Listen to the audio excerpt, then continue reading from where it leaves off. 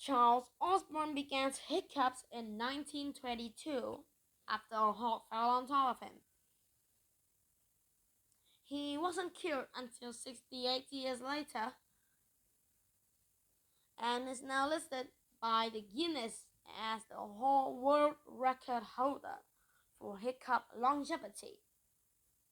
Meanwhile, Florida teen Jennifer Mee may hold the record for the most frequent weak hiccup, 50 times per minute, for more than 4 weeks in 2007. So, what causes hiccups? Doctor points out a round of hiccups often follows from stimuli that stretch atomics, like swallowing air, or too rapid eating or drinking. Other associates hiccups with intense emotions or a response to them, laughing, sobbing, anxiety, and excitement. Let's look at what happens when we hiccups. It begins with an involuntary spasm or a sudden contraction of the diaphragm, the large dome-shaped muscles below our lungs that we use to inhale air.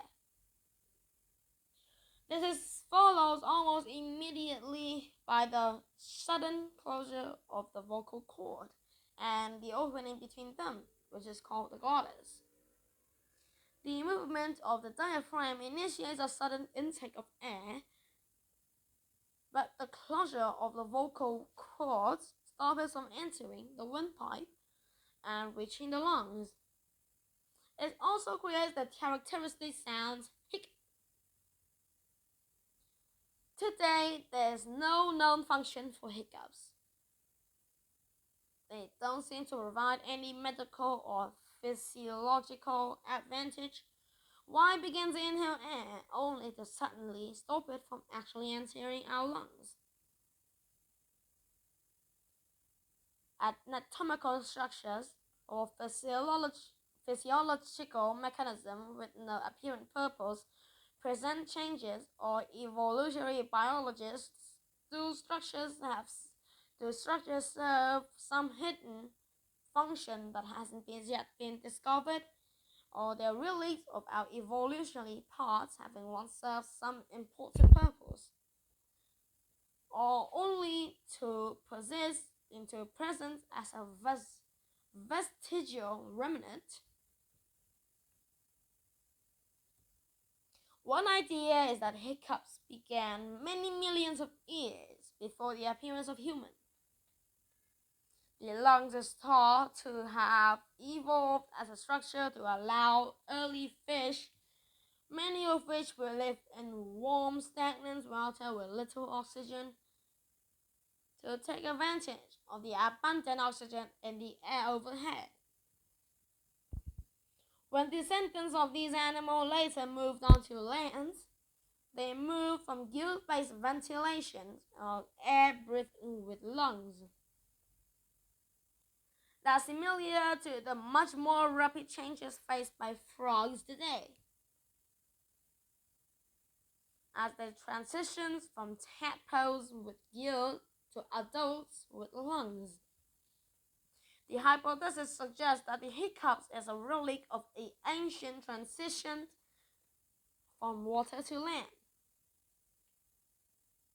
An inhalation that could move water over gills, followed by a rapid closure of the glottis preventing water from entering the lungs. That's supported by evidence which suggests the neural patterning involved in generating a hiccup is almost identical to that responsible for respiration in amphibians. Another group of scientists believe that the reflex is retained in us today because it actually provides an important advantage.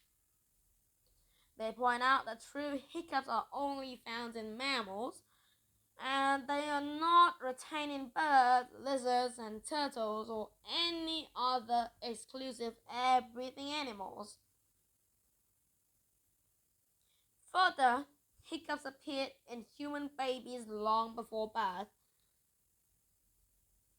and are far more common in infants than adults. The explanation for this involves the uniquely mammalian activity of nursing. The ancient hiccups reflex may have been adapted by mammals to help remove air from the stomach as a source of glorified blood.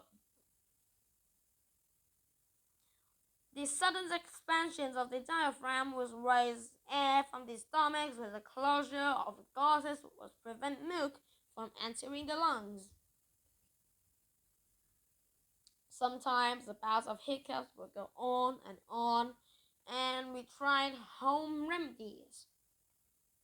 Sipping continuously from a glass of cold water, holding one's breath, or a mouthful of honey or peanut butter, breathing into a paper bag, or suddenly being frightened. Unfortunately, scientists have yet to verify that any one cure or works better than more consistently than the others. However, we do know one thing that definitely doesn't work. Thank you for watching my video. Goodbye and see you again.